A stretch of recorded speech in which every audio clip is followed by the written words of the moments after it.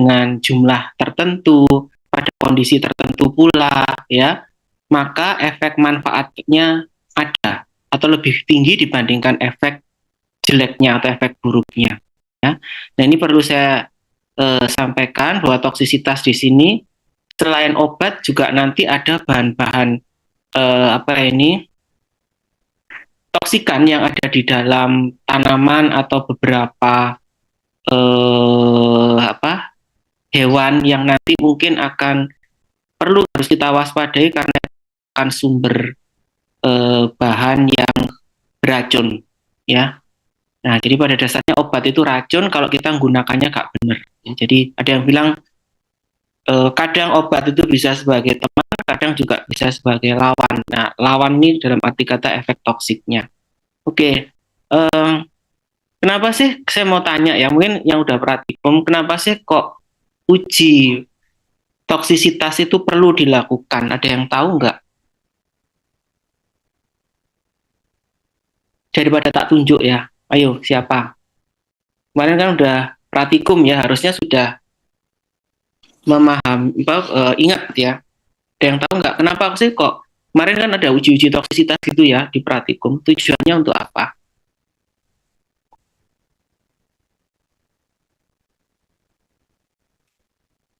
Fatir coba. Nah, nggak ada yang jawab, tak tunjuk ya. Fatir, Adi, Aska coba. Tujuannya apa? Izin menjawab Pak, mungkin untuk menentukan batas aman penggunaan obat tersebut Pak. Oke, jadi sekali lagi adalah untuk menjamin keamanan dari obat itu. Aman atau enggak? Kalau enggak aman ya jangan dipakai, ya.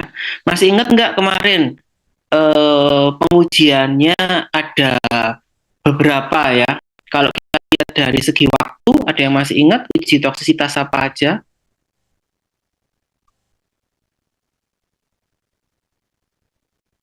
Siapa? Sukarelawan, sukarelawati, kalau nggak ada nanti tak tunjuk. Ada 3 ya, coba sebutkan. Toksisitas apa aja kalau kita lihat dari waktunya.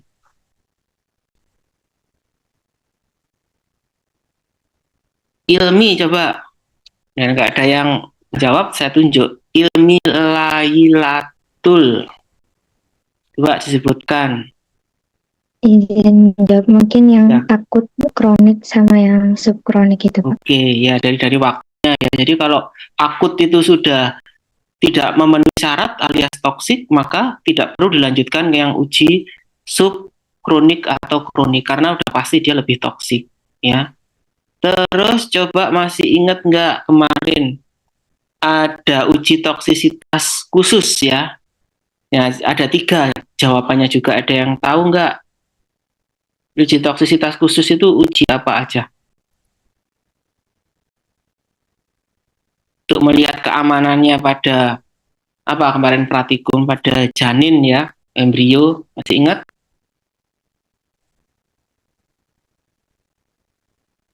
Uji teratogenesitas Pak. Ya betul, 1 teratogenik, betul. Yang kedua apa? Depannya M. Mutagenisitas. Mutagenik, oke, untuk melihat keamanannya apakah dia bisa menyebabkan mutasi gen atau tidak. Terus yang ketiga terakhir? Yang karsinogenik. Ya, karsinogenik. Apa karsinogenik? Tidak menilai potensi zat menyebabkan kanker. Oke, ya baik. Kita mulai ke topik ya atau ke materinya.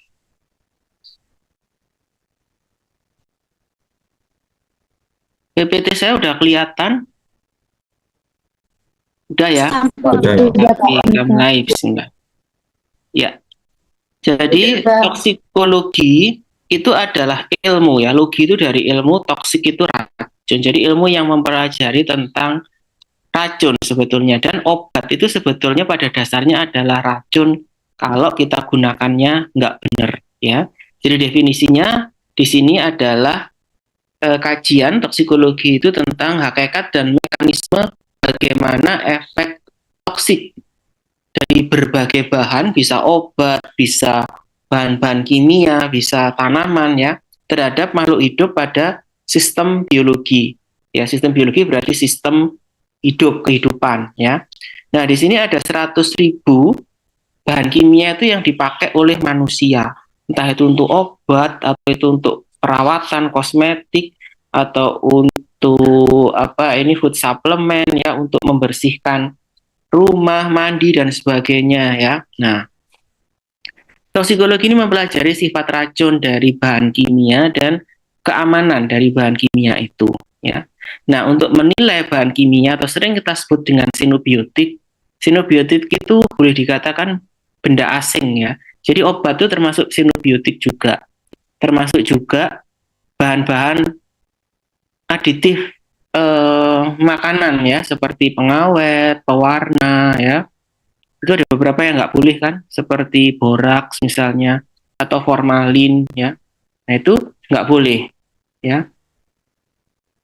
Nah ini jadi concern kita ya, untuk menilai bahwa keamanan dari sinobiotik ini juga harus kita nilai. Coba Ilhan Hudaifah, obat itu masuk sinobiotik atau enggak? Ilhan Hudaifah, ada orangnya? Oke, Pak. Ya, gimana? Obat itu masuk sinobiotik atau enggak?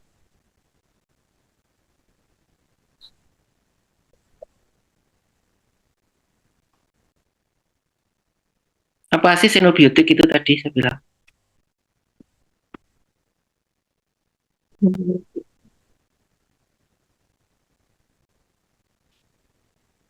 Masuk sih yang sinobiotik, Pak. Yang probiotik sama prebiotik. Ada mungkin yang membantu damar, coba damar BT.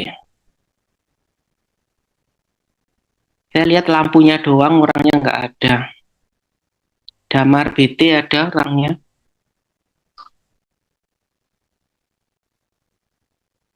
Jadi walaupun online harusnya tetap menyimak ya.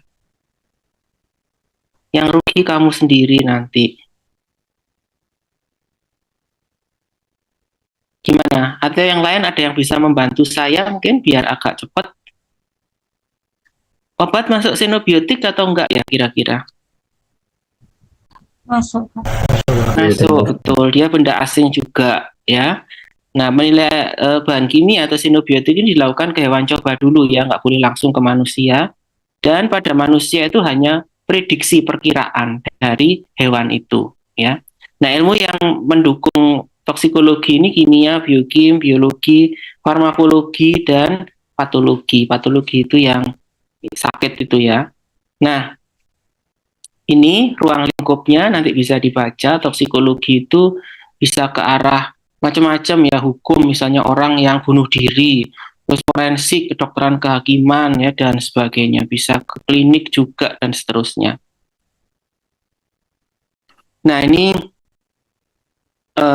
dalilnya ya dari peneliti dulu ya. Jadi percobaan dengan hewan coba memang merupakan hal yang terbaik ya untuk mempelajari respon tubuh terhadap bahan asing atau sinobiotik tadi. Nah, efek suatu bahan pada tubuh bisa terapeutik. Apa artinya terapeutik itu?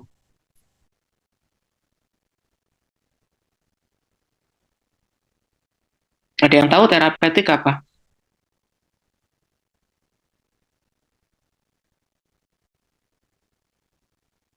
Naila, coba Naila Badru. Gimana Mbak?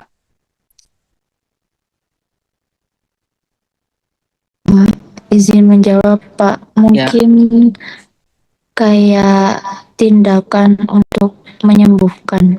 Ya, terapeutik apa? Efek terapeutik berarti efek pengobatan, penyembuhan, khasiat ya, efek khasiat atau khasiat suatu obat ya. Sedangkan yang kedua, efek toksik, efek racun ya. Dan ini terapeutik dan toksik itu tergantung dari dosisnya.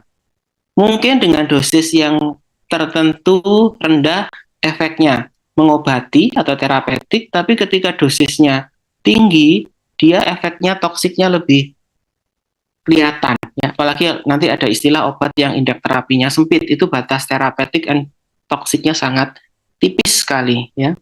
Nah ini orang ilmuwan-ilmuwan yang pelopor toksikologi nanti bisa dibaca aja ya. Nah, sekarang kita lihat di sini aspek toksikologi atau toksokinetik ya, sama kayak obat.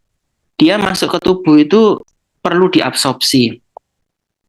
Ada yang lewat saluran cerna, ada yang berarti peroral ya kalau saluran cerna, maksudnya kemakan atau apa gitu ya, nggak sengaja. Atau lewat inhalasi paru, atau bisa kontak lewat kulit ya. Nah ini jalur-jalur khususnya, meskipun ini tidak mungkin ya kita injeksikan racun ya intraperitoneal muskuler kecuali kalau dia obat. Tapi ada beberapa obat yang memang menimbulkan efek yang tidak baik ya, artinya efek sampingnya banyak atau toksik dan seterusnya. Ya, jadi saluran cerna di sini lambung tempat penyerapan yang cukup penting selain usus ya. Ya walaupun usus yang paling lebar area juga sebagai area untuk absorpsi, untuk masuk ke darah dan menimbulkan efek toksik tentunya ya, karena hari ini saya bicara tentang toksikologi. Nah banyak ya, termasuk obat, bahan-bahan kimia yang ada di makanan yang menimbulkan efek racun seperti sianida atau toksik dalam makanan atau jamur ya. Nah nanti bisa lihat, jadi orang-orang yang keracunan, mual muntah karena makanannya terkontaminasi jamur atau memang ada racun di situ atau toksikan ya. Nah untuk saluran nafas di alveoli ya, di situ ada penyerapan masuk ke dalam darah ya. Nah, partikel yang besar mungkin akan tertahan di nasofaring, tapi kalau yang kecil bisa nerobos sampai ke bronkus atau bronkiolus ya. Contohnya misalnya gas-gas polutan ya, dan beberapa yang lain ya. Rokok termasuk ya. Nah, hati-hati ya. Nah, kulit ini barier terhadap lingkungan, jadi dia bisa masuk ke kulit, langsung diabsorpsi ke darah lewat ini ya, saluran keringat ya, sebaceus ya, folikel rambut dan seterusnya ya. Nah, ada dua fase memang difusi lewat epidermis itu, terutama di kulit tanduk ya atau stratum corneum, kemudian masuk ke lebih dalamnya lagi ke dermis. Akhirnya bisa menembus ke darah kalau itu sifatnya transdermal. Tapi ada beberapa yang hanya bertahan pada dermis ya. Jadi kadang-kadang misalnya kena getahnya tanaman ya, Sri Rejeki misalnya, gatel kan kadang-kadang. Nah itu ada difusi kontak bahan-bahan toksikan itu ke kulit ya. Nah selanjutnya setelah absorpsi distribusi. Jadi zat kimianya langsung masuk ke aliran darah ya. Nah, di sini tergantung mudah tidaknya dia lewat kapiler, kalau dia lewat kulit tentunya ya. Oral juga bisa. Kemudian juga tergantung dari afinitas komponen dari jaringan organ. Nah, itu juga peran penting dari obat toksikan atau bahan yang toksik itu mempengaruhi tubuh kita ya melalui aliran darah. Kemudian sawar. Sawar ini barier ya. Nah, barier banyak ya. Salah satunya saya membicarakan di sini sawar otak. Nah, di sini harusnya dia memang permeable ya, artinya nggak sembarangan bisa ditembus ya. Cuman pada kondisi tertentu dia mudah ditembus, misalnya pada kondisi inflamasi atau bayi yang masih rentan permeabilitasnya, atau juga mungkin ada toksikan tertentu yang memang mudah menembus sawar otak sehingga akan mempengaruhi aktivitas dari SSP. Contoh misalnya obat diazepam ya, itu mudah sekali menembus sawar otak sehingga pasien akan mengalami sedasi ya. Nah, penetrasi ke otak tergantung dari mudah tidaknya dia larut ke lemak ya. Contoh merkuri di sini mudah sekali dia larut ke lemak ya. Kemudian sawar plasenta ya, biasanya pada ibu hamil itu ada sawar uri yang tujuannya untuk mencegah supaya kayak obat yang diminum ibu atau segala sesuatu yang dikonsumsi ibu itu tidak gampang masuk ke janinnya. Jadi ada sawar plasenta di situ ya yang menghalangi toksikan ya. Nah, kemudian kita lihat sekarang pengikatan, penyimpanan. Jadi ini mirip kayak obat ya, toksikan itu atau bahan senyawa racun itu. Jadi dia juga bisa terikat ya. Terikat sama kayak obat dengan protein plasma tentunya ya. Jadi sifatnya ada yang kuat, ikatannya kovalen, irreversible, dan yang tidak terlalu kuat yaitu yang reversible atau non kovalen. Jadi protein plasma ini mengikat toksikan atau bahan-bahan kimia itu bisa reversible alias dia bisa lepas dan bergabung dengan albumin ya. Jadi obatnya yang kuat dialah yang menang ya, sedangkan yang kekuatannya ikatan atau afinitasnya lemah dia gampang bebas ya. Nah, ini sebagai salah satu contoh misalnya ya, ada dua obat yang diminum bersamaan yaitu sulfonamid dan OAD, antidiabetik oral. Nah, di sini nampak bahwa kekuatan dua obat ini lebih kuat siapa? Ada yang tahu nggak? Sulfa atau OAD? Sehingga pasien mengalami koma hipoglikemik. Ada yang tahu nggak? Konsep ikatan dengan albumin, protein plasma membuat dia aktif atau enggak?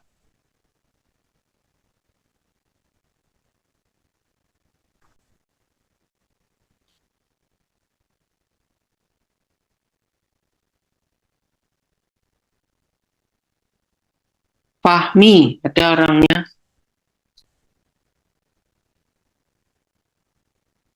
Ini saya lihat pokoknya nggak ada orangnya tak panggil.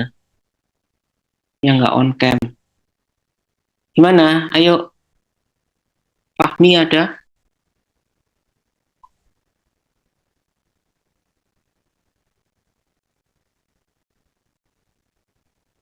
Ada yang mungkin bisa membantu Fahmi? Ya, mungkin masih suasana tahun baru ya. Ada yang bisa membantu nggak? Ini dua obat ini yang terikat kuat siapa?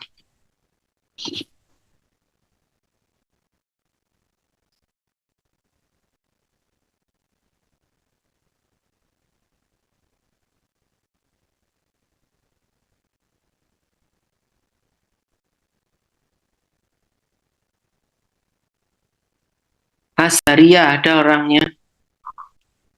Ya, gimana Mbak? Yuk.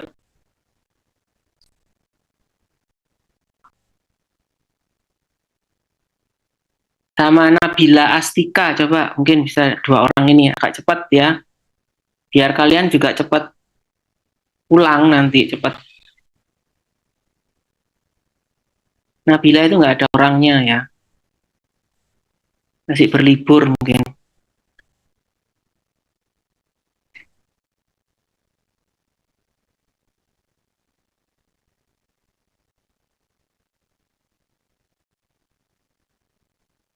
Nanti yang tak panggil nggak jawab dicatat ya Mbak PJ ya, Mareta nanti dicatat ya. Nanti ini Nabila diam nggak ada orangnya. Fahmi tadi juga diam tidak ada orangnya. Ada yang membantu saya? Yuk. Mohon izin menjawab Pak, mungkin yang sulfonamid. Ya Pak? Yang sulfonamid. Yang apa? Yang dia terikat kuat. Ya, betul ya. Jadi sulfonamid ini yang terikat kuat oleh protein plasma sehingga obat OAD-nya, antidiabetnya banyak yang lepas, nggak diikat albumin sehingga dia bisa berinteraksi dengan reseptor, akhirnya terjadilah koma hipoglikemi. Jadi obat itu baru timbul efek ketika justru dia bebas dari protein plasma, tapi dia harus berikatan dengan reseptor ya. Nah, hati, ginjal ini organ eliminasi, mempunyai efek metabolik hati ya, ekskretorik ginjal, dan jaringan lemak atau lipid adipose tissue dia menyimpan bahan-bahan yang larut lemak ya, dan ini ada akumulasi. Itu nanti sangat menentukan efek toksiknya juga. Jadi kalau obat itu numpuk di jaringan lemak terlalu banyak, susah untuk dieskresikan sehingga efeknya jadi manjang, ya, susah dikeluarkan. Tulang juga untuk penimbunan fluorida, timbal, ya nanti bahan-bahan ini bisa ya. Cuman tulang ini jarang sekali obat bisa menembus tulang kecuali obat-obat tertentu ya. Nah, kemudian yang ketiga sama kayak nasibnya obat, yaitu dia di metabolisme atau biotransformasi. Jadi toksikan atau senyawa toksik itu setelah diabsorpsi, didistribusikan, kemudian dia mengalami biotransformasi atau metabolisme sebelum dia bisa dieskresikan. Tempat metabolisme atau biotransformasi banyak memang di kulit, paru, usus, cuman memang dominannya di hepar. Jadi tujuannya di sini untuk mengolah senyawa toksikan itu menjadi metabolit yang tidak toksik. Ujung-ujungnya dibuat tidak toksik atau sering kita sebut dengan detoksifikasi, ya. Nah, selain dibuat tidak toksik atau kurang toksik, dia dibuat polar supaya mudah dikeluarkan lewat urin, ya. Nah, kalau hasilnya mungkin bisa lebih toksik, maka dia mengalami bioaktivasi, ya. Tapi kalau kurang toksik, mengalami detoksikasi. Mirip kayak obat juga. Jadi obat itu juga ujung-ujungnya memang dibuat tidak toksik, tapi ada juga yang dia dibuat lebih aktif dari obat awalnya. Contoh kodein di metabolisme menjadi morfin, kan lebih kuat dia efek analgetiknya, ya. Nah, yang terakhir ekskresi. Jadi toksikan itu dikeluarkan ya, bisa dalam bentuk aslinya, asalnya, atau metabolit ya. Setelah dia di metabolisme itu namanya metabolit, atau dia berikatan atau berkonjugasi, konjugat lewat urin bisa, lewat hepar, lewat paru, atau inhalasi juga bisa ya. Nah, ini ekskresi urin tergantung pada filtrasi glomerulus, difusi tubuler, dan sekresi tubuler. Nah, untuk toksikan yang besar, bobotnya lebih dari 60.000 itu susah menembus glomerulus ya. Dan yang bobotnya gede ini juga akan terikat erat dengan protein plasma sehingga sulit untuk difiltrasi sehingga susah keluar lewat urin ya. Jadi itu. Nah, untuk ekskresi ya macam-macam ya, di hati, kemudian di emulsifikasi dengan garam empedu, masuk usus dan keluar lewat feses ya. Nah, saluran empedu ini diikat maka toksisitasnya jadi bertambah. Jadi kalau empedunya nggak keluar maka toksikan atau obat itu jadi nambah ya. Kemudian ekskresi lewat paru bisa berbentuk gas ya. Kemudian ini jalur-jalur ekskresi yang lain bisa saluran cerna, ASI, keringat, saliva dan sebagainya ya. Nah, sekarang kita lihat toksisitas dan hubungannya dengan dosis efek ya. Jadi racun itu bisa menimbulkan kerusakan pada sistem biologis. Nah, kerusakan ini bisa ditandai dengan gangguan fungsi. Jadi misalnya tekanan darah yang jantung yang fungsinya memompa darah jadi turun kemampuannya ya. Nah, karena turun maka ada mekanisme kompensasi di situ supaya gejala keracunan itu nggak muncul sebetulnya. Tapi kita harus ingat bahwa tubuh punya keterbatasan. Kalau senyawa itu sangat toksik maka tubuh sudah tidak punya kemampuan untuk mengkompensasi ya dari akibat yang ditimbulkan oleh kerusakan toksikan itu. Nah, potensi atau daya meracuni ini sering kita sebut dengan toksisitas atau ukuran secara kuantitasnya atau kuantitatifnya. Kemarin masih ingat ya pada waktu praktikum ada kurang toksik, sangat toksik, sangat toksik atau toksik. Nah, itu ada parameter untuk menilai toksisitas. Ada yang masih ingat kira-kira apa?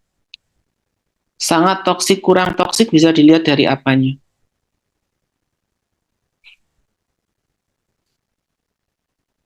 Media coba gimana? Masih ingat ya pada waktu praktikum kemarin menentukan apa aja?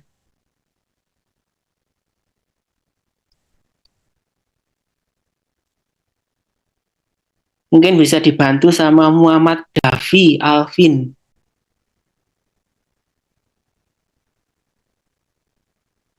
Udah praktikum kan kemarin? Apa?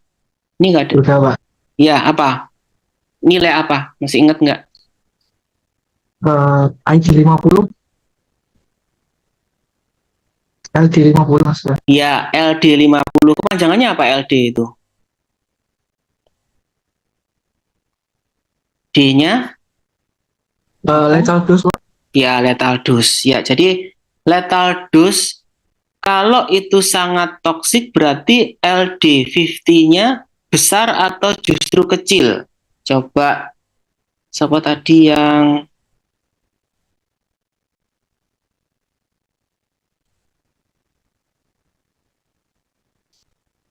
ada yang bisa bantu? Siapa tadi yang sebelumnya tak sebut tadi? Perempuan tadi siapa? Gimana?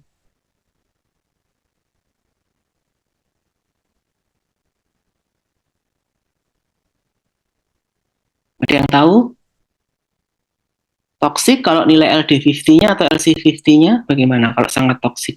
Kalau sangat toksik itu LD-nya besar. Jadi, Benar? Ada yang sependapat? Ada yang kurang sependapat? Kecil, Bapak. Iya. semakin kecil Pak. Oke, jadi kalau sangat toksik itu justru LD50 atau LC50-nya kecil ya, karena dengan dosis kecil dia sudah mampu mematikan 50% loh ya dari populasi, berarti kan dia toksik, sangat toksik. Kebalikannya kalau LD50-nya besar itu justru dia tidak toksik ya, karena perlu dosis besar untuk membuat mati 50% dari populasi ya. Jadi nanti jangan lupa kalau keluar ujian ya nilai-nilai itu. Oke, sekarang kita lihat bagaimana sih mekanisme toksisitas itu menciderai dari sel atau jaringan. Ya. Membuat diri jejak cedera ya. Cedera itu salah satunya ini chemical and drug yang kita hari ini kita bicarakan ya. Kalau yang lain mungkin juga bisa, tapi ini sudah di biomol ya. Nah, mekanisme jejas ya bisa karena iskemik, kekurangan oksigen, bisa juga karena pembentukan radikal bebas ya, di mana kita ketahui bahwa radikal bebas ini salah satu sumbernya coba adalah chemical atau bahan kimia, bisa obat juga ya. Nah, jadi ini nanti chemical ini bisa memproduksi ROS ya, reaktif oksigen spesies. Akhirnya ini mencederai dari sel ya, akhirnya selnya mati. Berarti kalau mati ya fungsinya pasti nanti akan terganggu kalau yang mati selnya banyak ya. Nah, ini mekanisme dari jejak sel ya. Jadi bisa selnya mengalami defisiensi ATP, nggak punya energi ya, kehilangan oksigen ya, padahal oksigen itu sangat dibutuhkan untuk metabolisme sel ya. Kemudian kehilangan keseimbangan kalsium. Nah, kalau kalsiumnya nggak seimbang, over, ya selnya mengalami kerusakan ya. Kemudian defect dari permeabilitas membran.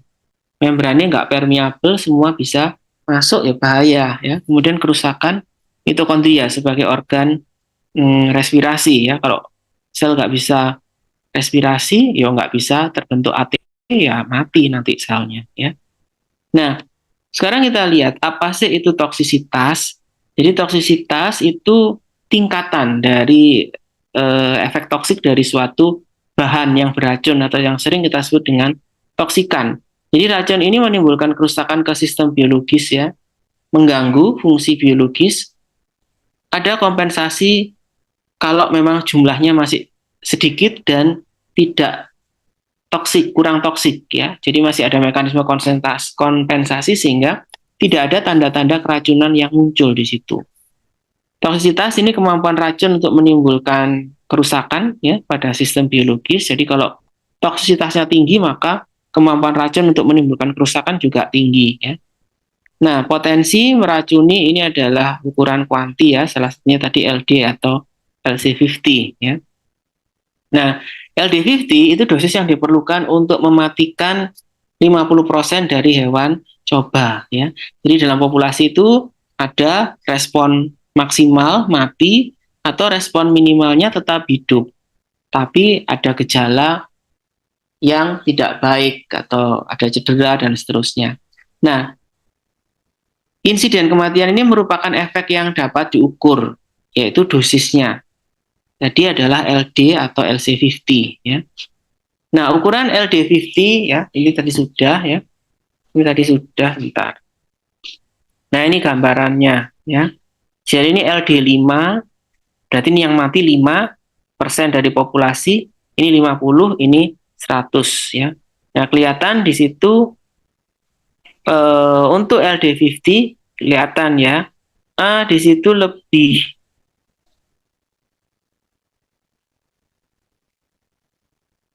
beracun ya, karena LD50-nya lebih kecil ya seperti yang saya katakan, maka A lebih mudah menimbulkan kematian dibandingkan B ya. Nah, kemudian di sini bisa kita lihat juga jarak antar dosis yang mematikan 1% dan 100% ya. Ini karena azan saya berhenti dulu ya. Kita berhenti 5 menit ya. Nanti kita lanjut lagi.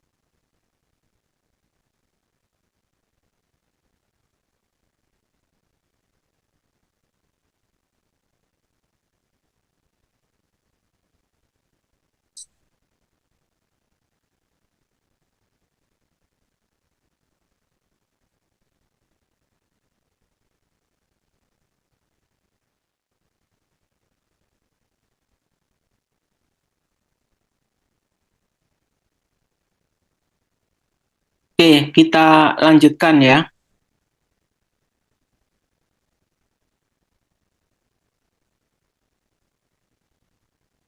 Sudah siap? Saya lanjutkan lagi ya.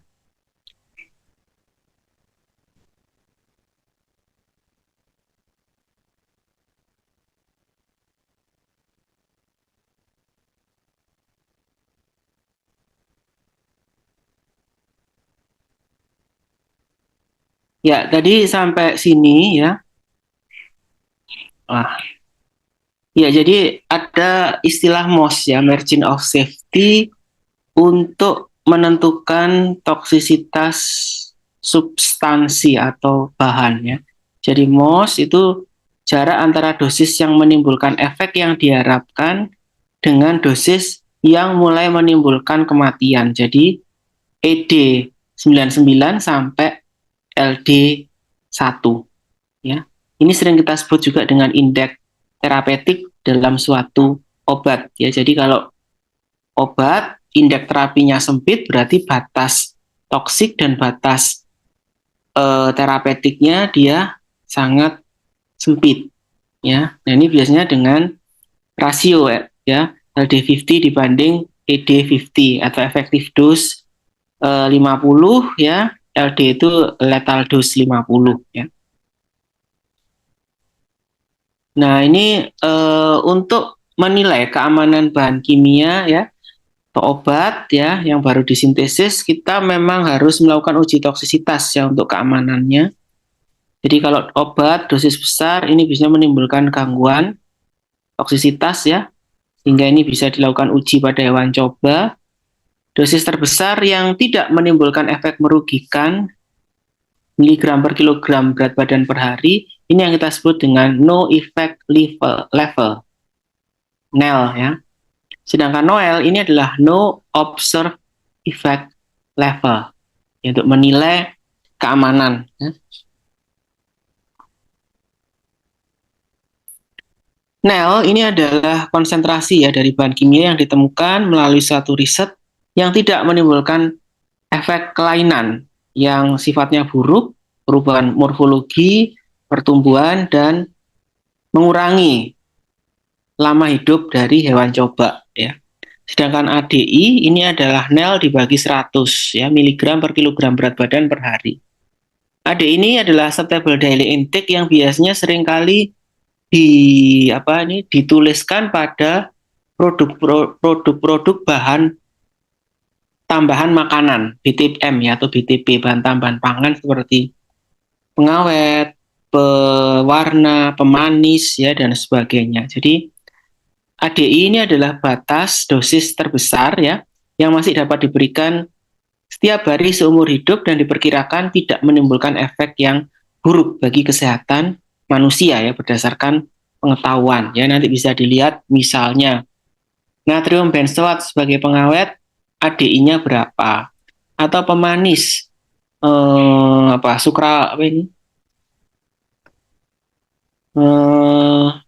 sakarin misalnya, atau nama dagangnya Equal itu saya lupa isinya pemanis saya lupa nama ininya, nama kimianya ya. Ya, nanti dilihat berapa ADI-nya ya. Nah, termasuk juga ada, kalau memang dilarang ya berarti dia sudah nggak ada ADI-nya, jadi memang toksik dia, seperti formalin, terus boraks ya, itu kan memang dilarang, jadi nggak akan ada ADI-nya. Tapi kalau ADI biasanya masih boleh digunakan untuk bahan tambahan pangan ya, sebagai pengawet, pemanis, dan sebagainya. Nah, ini MPC maksimal ini ya, konsentrasi yang kimia diperbolehkan dalam makanan tertentu ya. Jadi ADI kali berat badan per faktor makanan, nanti bisa dilihat di situ ya. Kemudian uji toksisitas kemarin sudah dipratikumkan ya, akut, subkronik, kronik ya, dan toksisitas khusus ya. Nah, ini yang akut tentunya ya. Jadi ini biasanya kita amati dalam tidak lebih dari 7 hari masih akut ya paparannya ya. Kemudian diamati jumlah hewan yang mati ya. Kemudian tanda-tanda toksisitasnya bisa dicatat ya, misalnya hipersalivasi atau dia gelisah ya. Kemudian diotopsi ya. Nah, ini tanda-tanda toksisitas ya, mulai dari otonom, hiperskresi, hidung, diare, kalau perilaku gelisah ya, menjilati tubuhnya. Sensorik ini peka terhadap nyeri ya, dan Nanti bisa dilihat di sini ya, kulit itu menggigil, kalau GI tract hipersalivasi dan seterusnya. Nah ini yang kemarin udah disampaikan ya pada pratikum, ada super toksik ya. Nah LD50-nya kelihatan kecil ya, sedangkan yang tidak toksik LD50-nya lebih besar ya. Tadi sudah saya singgung ya. Nah ini contoh LD50 akut dari berbagai bahan kimia. Contoh etanol yang biasanya ditambahkan atau ada pada minuman keras ya. LD50-nya 10.000 ya. Morfin 900 ya. Nikotin ya 1 miligram. Jadi ya, rokok yang ada nikotinnya itu LD50-nya tinggi ya. Kemudian DDT 100 ya. Terus ini yang 0,0 ini yang sangat toksik ya, seperti dioksin, botok ya, toksin botulinum ya, itu sangat toksik tentunya ya. Nah ini yang subkronik lebih panjang ininya pemaparannya. Jadi kira-kira 10% dari masa hidup hewan biasanya kita bisa pakai 14 sampai 28 hari ya.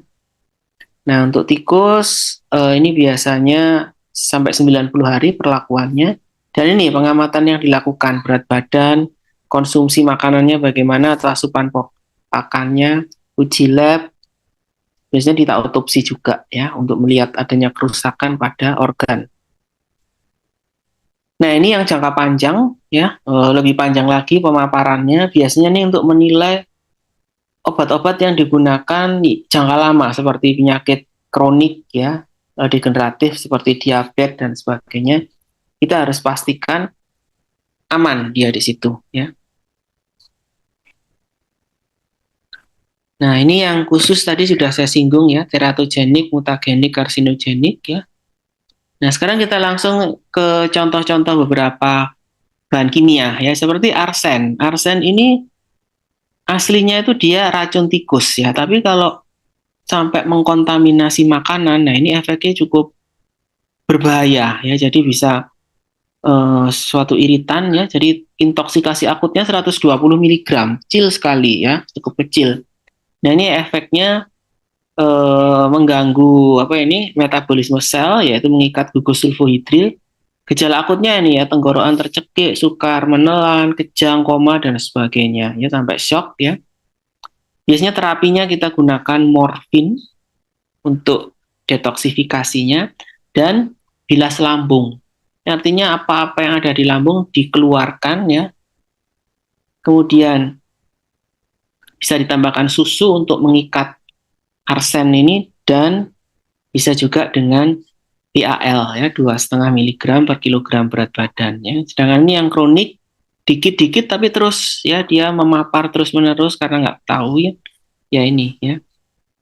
Kalau kronik pakai BAL ya, BAL. Ini efeknya hepatomegali, sirosis dan sebagainya ya. Jadi hati-hati, arsen ini berbahaya ya. Jadi kalau ngeracuni tikus di rumah, masang racunnya harus cuci tangan dulu ya supaya bersih. Boraks ya, boraks ini bahaya ya. Biasanya ada di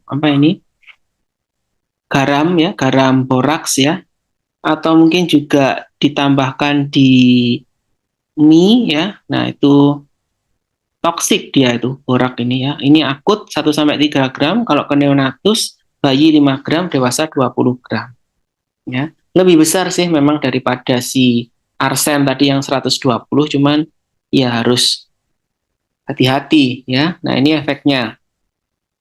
Kemampuan bekerja sebagai racun seluler ya, orang yang terkena GI tract, otak ya, gejalanya mual, muntah, diare, suhu tubuh turun ya, lemah ya, dan skin rash ya. Nah, terapinya biasanya simptomatik ya. Jadi dari gejalanya aja yang kita obati, atau bisa juga diuresis paksa. Jadi kita berikan obat-obat diuretik supaya segera keluar boraknya lewat urin ya. Lalu yang berikutnya formalin, ini juga toksikan ya. Kalian tahu mungkin bisa untuk pengawet kadaver ya, Cuman ini sering sekali disalahgunakan ya untuk bahan-bahan pengawet ya, karena dia itu pengawet jaringan iya, tapi disalahgunakan untuk pengawet bakso, kemudian mie ya, tahu dan sebagainya ya. Nah, bentuknya gas formaldehid ini yang kita jumpai bentuk cair itu adalah formalin. Jadi 37% formaldehid dalam air. Nah, ini bisa menyebabkan presipitasi protein yang ada di sel ya, nekrosis jaringan. Kemudian metabolismenya dari asam format si formalin ini diubah menjadi asam format ya, dari formalin diubah menjadi asam format, dan ini yang menimbulkan asidosis metabolik ya. Kemudian dia juga ada efek karsinogen di situ. Dosis toksiknya berapa? 100 ppm lewat inhalasi. Ini bisa menimbulkan iritasi pada saluran nafas ya, sakit dada, jantung berdebar ya.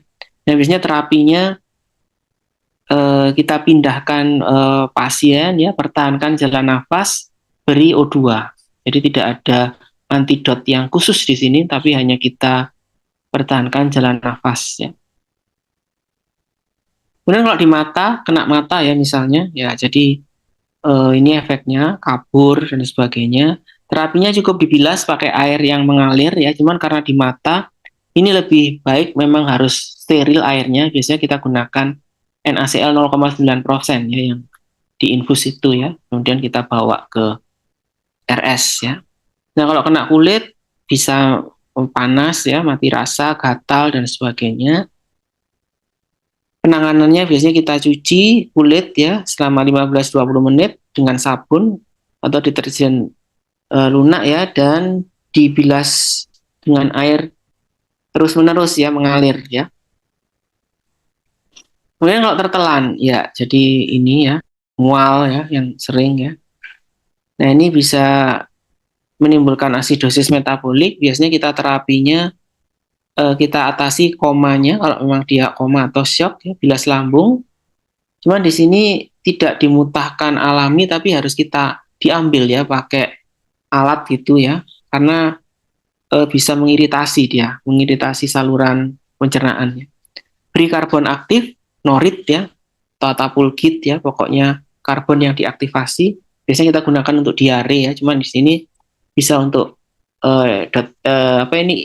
detoksifikasi dari formaldehid ya. Kemudian asidosis, kalau asidosis beri dengan NaBIC ya, natrium bikarbonat. Kemudian yang berikutnya sianida ya. Nah, ini terkenal dulu ya, zaman dulu ada kopi sianida yang diracun ya, siapa itu. Nah, ternyata sianida itu banyak sekali ada di singkong, ubi kayu ya.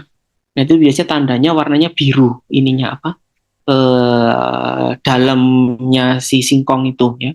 Dosis toksiknya cukup toksik ya, 200 mg ya. Gejalanya asfiksia ya, mual, muntah sampai delirium. Ya, biasanya kita antidotnya sianida ini kita berikan natrium tiosulfat 25% secara IV ya. Nah, 50 mili. Volumenya cukup besar ya. IV lagi ya, biasanya kita pakai siring pump ya. Nah, ini masuk ke obat. Kalau tadi kita berikan contoh-contoh bahan kimia ya, seperti formalin, arsen trioksida ya, terus borak ya, lalu juga tadi sianida ya. Nah, sekarang kita ke obat ya. Jadi obat itu juga bahaya ya kalau kita menggunakannya nggak benar. Jadi kita harus kenali efek toksik dari obat itu. Nah, ini penyebabnya toksisitas dari beberapa obat ini karena organ-organ eliminasinya, ginjal atau livernya sudah tidak mampu untuk melakukan fungsinya. Jadi ada insufisiensi ya. Pasien lanjut ya, ada penurunan fungsi organ serta penggunaan bersama dengan obat tertentu. Jadi ada interaksi yang merugikan ya.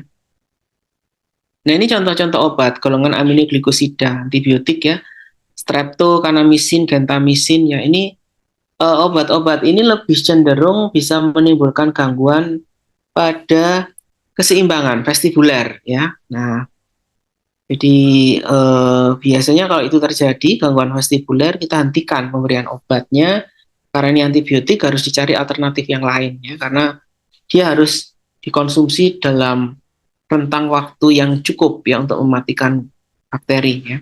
Kemudian gangguan akustik pendengaran ini sering kali terjadi juga ya. Biasanya ada gejala tinnitus ya akibat pemberian obat-obat ini, ototoksik ya efeknya dia. Nah ini harus dihentikan penggunanya kalau ada efek tinnitus sampai 2 minggu. Tinnitus tahu nggak apa artinya?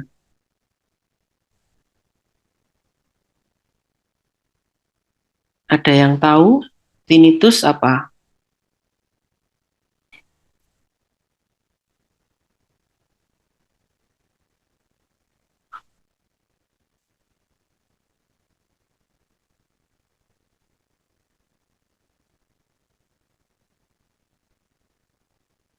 Yang bisa membantu? Tinnitus itu apa? Telinganya bagaimana? Telinga berdenging, Pak. Ya, berdenging. Itu tanda awal dari toksisitas pada pendengaran ya, ototoksik ya. Nah, itu. Kemudian aminoglikosida ini juga memiliki efek toksik ke ginjal atau sering kita sebut dengan nefrotoksik ya. Reversible memang dan juga tergantung dari kadar obat dalam plasma. Jadi kalau kadarnya tinggi ya lebih berisiko dia ya. Nah, ini frekuensi kejadiannya untuk gentamisin sebagai obat antibiotik golongan aminoglikosida 2-10% ya, dia menimbulkan efek nefrotoksik ya. Ini berhubungan dengan kadar obat di plasma. Biasanya kalau sekian 12-15 ini masih relatif aman, tapi kalau lebih dari itu yang harus dihindari ya, akan bisa menimbulkan efek nefrotoksik. Kalau amikasin, kanamisin agak lebih tinggi, 32 masih aman ya. Jadi baru di atas itu dia timbul efek nefrotoksik ya. Kemudian ini analgetik antipiretik yang selama ini mungkin kita konsumsi sehari-hari ya, salisilat ya, asetosal misalnya ya. Itu jangan dikira aman loh ya, walaupun kode logonya dot hijau ya, tapi dia intoksikasi kalau sudah 200 mg per kilogram berat badan. Salisilat ya. Racunannya biasanya ringan, tapi kalau berat bisa menimbulkan kematian ya. Gejalanya yang khas salisilamus ya, intoksikasi ringan pada salisilat, nyeri, pusing dan sebagainya. Kalau berat, gangguan SSP, erupsi kulit dan gangguan keseimbangan asam basa ya. Sedangkan untuk terapinya overdosis dari salisilat ini atau salisilamus ini kita cuci lambung ya dan mengkoreksi ya apakah ada gangguan keseimbangan elektrolit. Kalau ada ya kita berikan cairan-cairan elektrolit ya. Kemudian ini paracetamol yang sering juga dikonsumsi ya. Ini terkenal efeknya hepatotoksik ya, pada bisa menimbulkan nekrosis di hepar kalau dosisnya tinggi, yaitu 10-15 gram per hari. Nah, gangguan 24 jam pertama, orang yang mengalami intoksikasi paracetamol adalah mual, muntah, ya anoreksia. Hari berikutnya biasanya ada gangguan hepar, pembesaran hepar, ya, kerusakan hepar, dan berakhir dengan kematian. Ya. Nah, pengobatan simptomatiknya biasanya kalau intoksikasi dari paracetamol ini kita berikan senyawa sulfhidril atau glutathione hati. Ya. Bisa juga dengan N-asetilsistein. Nah, ada yang tahu N-asetilsistein itu aslinya obat apa? N-asetilsistein. Obat untuk, ada yang tahu? Obat-obat respirasi ini apa? Obat Rizka, Yulia, Rahmah, coba ada orangnya. Apa Mbak?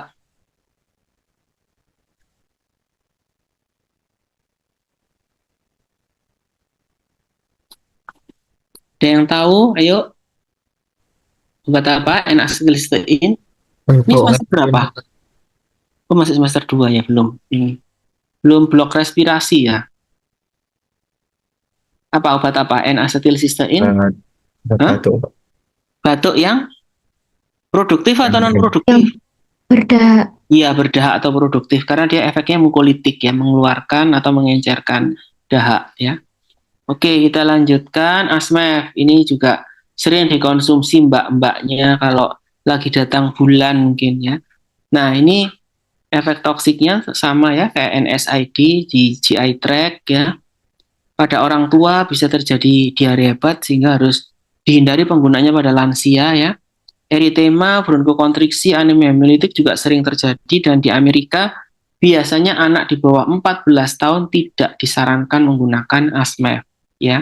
Nanti kalau kalian praktek terus ada anak-anak yang perlu analgetik atau antiinflamasi yang bukan steroid, jangan diberikan Asmef ya, apalagi juga wanita hamil. Jadi kasih aja kalau di bawah 14 tahun apa ibuprofen atau mungkin apa ini paracetamol yang lebih aman ya. Begitu juga wanita hamil harus dihindari ya penggunaan samefenamat ini karena itu yang kadang menimbulkan PDA ya, persistent ductus arteriosus ya.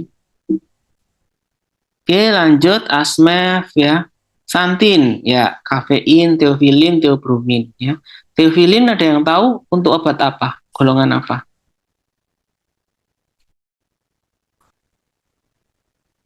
Saluran nafas juga. Untuk teofilin golongan santin itu.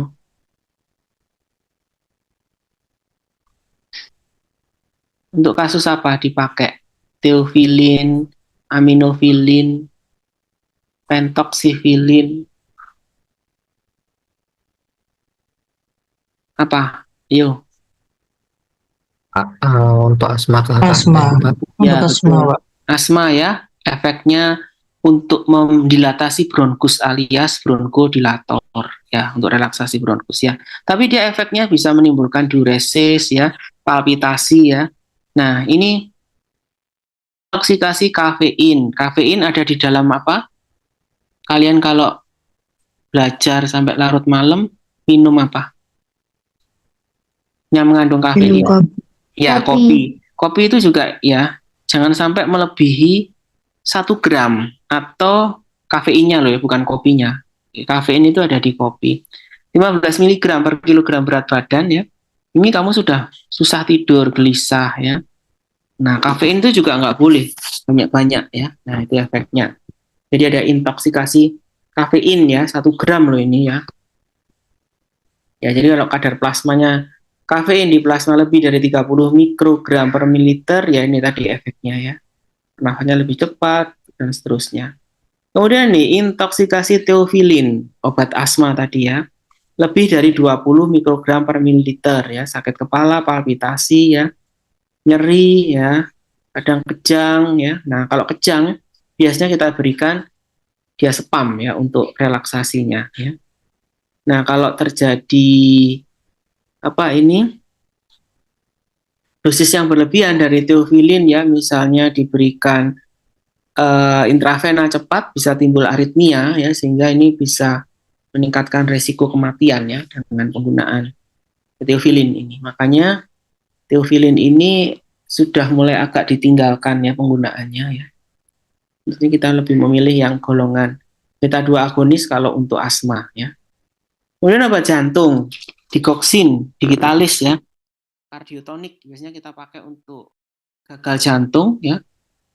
Ini juga obat yang cukup toksik ya, batas juga lihat dosis terapinya 0, sekian sampai 0,25, hanya 2 kalinya. Dia sempit sekali. Naik toksik, diturunkan subterapeutik alias tidak berefek ya. Jadi ini salah satu obat yang indeks terapinya sempit, digoxin ini ya. Nah, ini efek toksiknya. Ada efek proaritmia ya, GI tract disorder ya, mual muntah ya, efek visual penglihatan kuning ya, kemudian ini juga delirium, lelah, malais ya, dan mimpi buruk ya.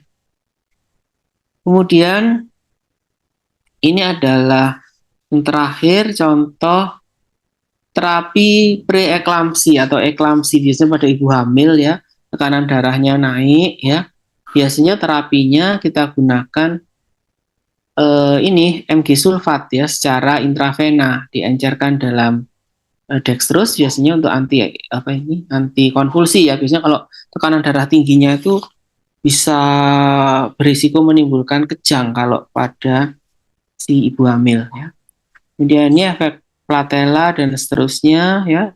Antidotnya biasanya kita berikan kalsium glukonat IV ya.